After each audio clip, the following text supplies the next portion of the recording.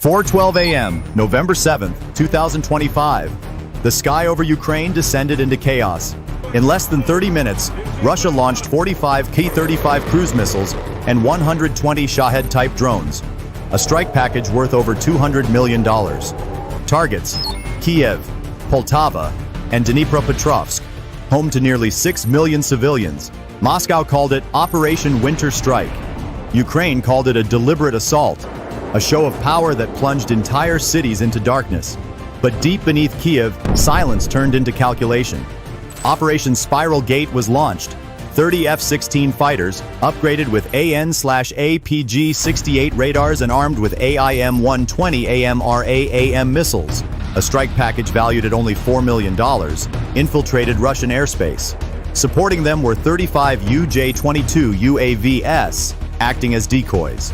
Their objective?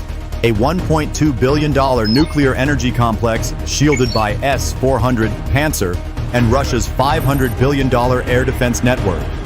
Can 30 fighters break through Moscow's wall of steel? Or will they be swallowed by Russia's multi-billion-dollar defenses? Let's find out. November 7th, 2025. 4:12 a.m. Kiev time.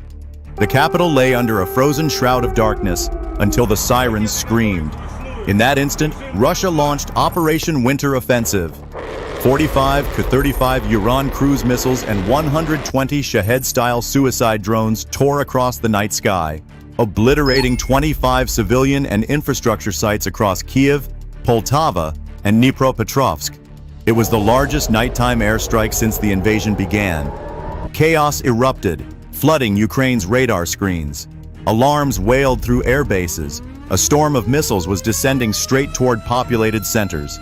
Activate all defense systems, the commander ordered. 30 seconds later, S-300 and HIMARS batteries lit up the sky. 36 interceptor missiles shot upward like lightning. 9 incoming missiles were destroyed mid-air, but others broke through. The first explosions ripped through Obolon district. A 12-story apartment block collapsed in 19 seconds, crushing 87 residents beneath burning rubble. A nearby school was completely incinerated. Children's backpacks lay scattered across the snow. At 4:21 a.m., a maternity hospital lost all power. Nurses carried 11 newborns through smoke-filled corridors, guided only by the glow of their phones. By 6 a.m., 38 civilians were confirmed dead, 51 wounded, and over 9,000 displaced. More than 620 residential buildings were damaged. Within just 6 hours, the destruction exceeded $420 million. Kiev's central power grid lost 45% of its output, plunging 1.2 million residents into darkness. Heating stations shut down. Radiators turned cold. Supermarkets burned to ashes within 3 hours. In Poltava, temperatures dropped to -9 degrees Celsius, 15 degrees Fahrenheit. Families waited in lines for hours to collect boiling water from emergency tanks. Hospitals rationed generator fuel. Only 12 hours of electricity remained for surgical rooms. By dawn, one of Ukraine's key energy facilities had been destroyed, a symbol of Moscow's intent to freeze an entire nation into submission. But deep beneath Kiev, in the underground command center, silence turned to fury. Moscow called it Operation Winter Offensive. Kiev called it the crime in the snow. And as the smoke drifted eastward, one thing was certain: Ukraine would strike back, not with rage, but with a precision colder than the snow itself. That morning, the sun had not yet truly risen over the Kiev sky. Smoke still lingered in the air as President Volodymyr Zelensky descended into the underground command center, located 18 meters beneath the presidential residence. Around the table sat Ukraine's top generals, the intelligence director, and the energy minister, faces ashen with exhaustion and anger. The reports were brutal: 45 missiles, 120 unmanned aircraft, $420 million in damage, and one of the nation's critical power grids wiped out entirely. More than 1.2 million people remained without electricity. If they want to freeze us, Zelensky said quietly, we will make them feel the cold too. That sentence marked the birth of Operation Spiral Gate, a counterstrike designed not for revenge, but for deterrence. The target: the Kalinin nuclear power plant located near Udomlya, Tver Oblast, roughly 200 miles northwest of Moscow. a facility employing more than 1,000 engineers and civilian staff, regarded as one of the pillars of Moscow's energy empire. Hitting it would not only damage the economy, it would humiliate the Kremlin.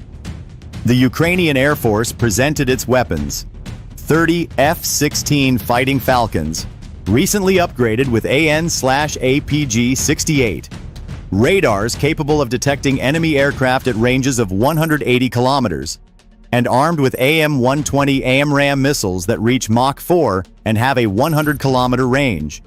Supporting them, 35 UJ-22 airborne UAV valued at $100,000 would act as bait to expose the Russian air defenses.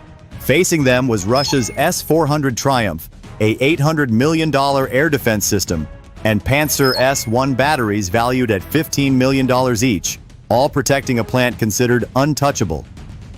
Inside that dim bunker, everyone understood what lay ahead. Ukraine had lost $420 million in a single night. Now they would gamble US-funded weapons to achieve a target worth $1 billion. And when Zelensky gave the order, the words echoed around the room. Let them know, Moscow is not untouchable. Will Russia's untouchable shield truly stop the storm that Ukraine is about to unleash? 3:58 a.m., November 8, 2025.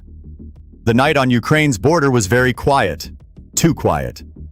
Then one by one, 30 F-16 Fighting Falcons taxied down the frozen runway near Myrhorod Air Base. Engines thundered like storms beneath the starry sky, rattling the icebound ground. Operation Spiral Gate had moved from plan to execution. Each fighter carried 2 AM-120 AMRAAM missiles and a load of precision-guided bombs. Their radars were locked onto the Russian border, while a small, humble aircraft, a UJ-22 airborne UAV worth just $100,000, launched ahead. Its mission: lure the Russian air defense network into the open. At 4:27 a.m., the UAV violated enemy airspace. Within 90 seconds, radar signals erupted across western Russia. Panzer S-1 systems protecting the energy complex activated and locked on to the false target. 5 interceptor missiles, each costing $1 million, were fired into the sky. The result? A plume of white contrails chasing a UAV that cost less than a luxury car. From Ukraine's control room, officers watched the screens light up in silence. "Target illumination confirmed," one said. "They've taken the bait." As the $5 million volley struck the decoy and detonated among the clouds, the real strike package climbed from 10,000 meters, slicing radar signatures with a precise formation. Every passing minute drained Russia's coffers. $7.3 million burned in operational losses, while Ukraine lost only a single drone. But Moscow's defense operators, blinded by their own radar jamming, mistook the phantom signal for a full-scale airstrike. The S-400 complexes, each missile costing $2.5 million, began firing into the sky. In less than 5 minutes, more than $40 million of ammunition vanished. The night sky erased by a wasted storm of fire. Meanwhile, under the radar horizon, the F-16s flew low, hugging terrain at Mach 1.2. The pilots said little. Every breath matched the rhythm of war. Calm, mechanical, certain. By 4:36 a.m., the command message passed through encrypted channels. Stage 1 complete. Begin attack.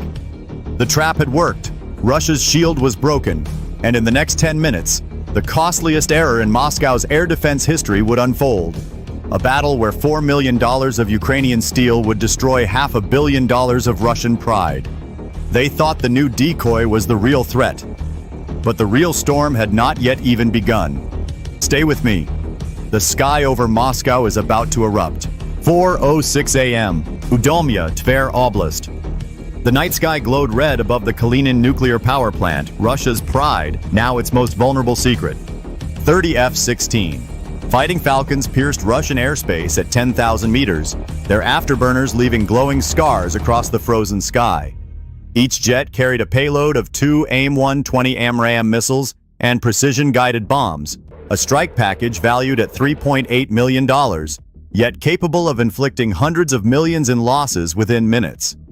Below them, Moscow's S-400 Triumph defense system, worth $800 million, and a web of Panzer S-1 batteries, each launcher valued at $15 million, scrambled to respond. At 4:07 a.m., 12 interceptors worth $30 million roared upward. Their trails twisted through the darkness, hunting for heat. Within 90 seconds, 11 of the 20 inbound threats were destroyed. But the remaining 9 broke through, and what followed changed the map of Russian confidence. 3 AIM-120s struck the reactor complex, each carrying a 50-pound high-explosive fragmentation warhead, detonating deep within the steam generator hull. The blast tore through the reinforced containment layer designed to withstand earthquakes and airstrikes. A plume of fire rose nearly 1,000 meters high, visible from 25 miles away. Seconds later, 5 missiles tore into the cooling tower network and turbine chambers, collapsing 400 tons of steel and concrete. The last missile hit the main electrical switchyard, cutting 2.4 gigawatts from Moscow's grid, enough to power 1.5 million homes. The city's western sector fell into darkness for 14 minutes before emergency rerouting began. Inside the control center, chaos reigned. 12 dead, 470 seriously injured, and 2,312 emergency calls flooded Moscow's lines within 20 minutes. The explosions shattered 3,800 windows, buckled 7 bridges, and caused indirect industrial losses estimated at $600 million. Nearby hospitals, running on backup power, treated burns and trauma injuries non-stop for 18 hours. By 4:22 a.m., reconnaissance confirmed it. The plant was burning uncontrollably. Cameras captured scenes of workers fleeing under falling debris, a helicopter circling the inferno in vain. And at 4:25 a.m., as the last F-16s crossed back into Ukrainian airspace, one encrypted transmission echoed through the Kiev command room. Targets neutralized. Moscow's wall is broken. 30 aircraft, $4 million in ordnance, had shattered $1.2 billion worth of infrastructure, and the illusion of Russian invincibility. The balance of modern warfare had shifted. Speed, precision, and psychology, not size, now ruled the sky. 6:30 a.m., Moscow woke not to sunlight, but to the taste of ash. From the western skyline, a 14-mile column of smoke still rose from the crippled nuclear complex. Inside the city, metro tunnels stood silent, and more than 2.3 million residents faced blackouts. The energy grid had lost 2.4 gigawatts, collapsing power in 7 administrative districts.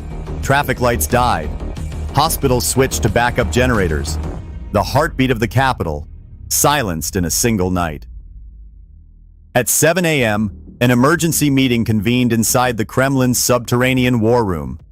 President Putin, pale and expressionless, was handed the first casualty report. 30 dead, 477 injured, 1,000 displaced workers, and $1.2 billion in losses. The nuclear plant that had symbolized Moscow's strength was now an open wound, and its images had already gone viral across the world. By mid-morning, Russian intelligence agencies confirmed what the Kremlin feared. The attack was executed by a Ukrainian F-16 squadron using NATO standard encryption. Satellite data exposed the precision. Every missile strike was within 3 meters of its intended target. The humiliation was complete. 9 a.m.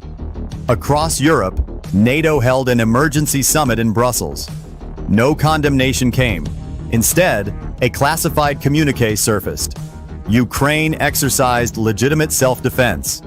Hours later, the U.S. approved another $800 million aid package, including 250 additional UAVs and electronic warfare modules. In Kiev, celebrations were muted. Zelensky's command bunker remained lit by screens showing Moscow in flames.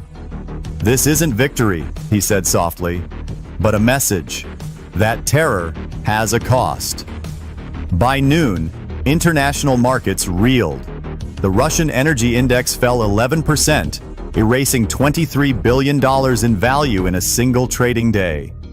Panic rippled through global exchanges, and as the fires burned into afternoon, the world realized something irreversible. A $4 million Ukrainian strike had crippled a $500 billion Russian defense architecture. Steel walls had failed. Algorithms had won.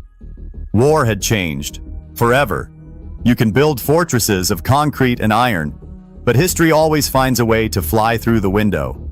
By nightfall on November 8, 2025, the fire in western Moscow had dimmed, but the world it left behind would never be the same. The Kremlin's proud towers stood against a red horizon, silent, humiliated, and exposed. For the first time in decades, Russia's invincibility had been pierced not by nuclear power or economic might, but by precision, calculation, and human resolve. In Kyiv, the lights flickered back on after nearly 40 hours of darkness. Families gathered in basements and stairwells, holding candles, whispering prayers. They had lost so much: homes, hospitals, entire neighborhoods. Yet the news of the counterstrike brought something the Russian missiles could not destroy: hope. For the first time, Ukrainians felt that the terror raining from the sky could be answered, measured, and punished. The numbers told a story that would echo in history books. $4 million in ammunition had shattered $1.2 billion in Russian assets, exposed the flaws of a $500 billion defense network, and disrupted a nation of 140 million for more than 48 hours. Economists called it the most cost-effective strike in modern warfare. Analysts called it the day deterrence was reinvented. But for those who lived through it, it was simply survival. As dawn approached, Zelensky addressed his people from the command bunker, his voice hoarse but steady. They tried to freeze our nation. Instead, they awakened it. That sentence would circle the world, replayed in capitals and military academies alike. Because the true lesson of the winter fire wasn't about destruction, it was about transformation. It proved that technology, courage, and precision could outweigh fear, wealth, and arrogance, and that sometimes the smallest spark, lit in the darkest winter, can set the world ablaze. If you found this analysis insightful and want to support more in-depth breakdowns like this, don't forget to like, share, and subscribe to the channel, and hit the bell icon so you never miss the next unfolding conflict. Yeah.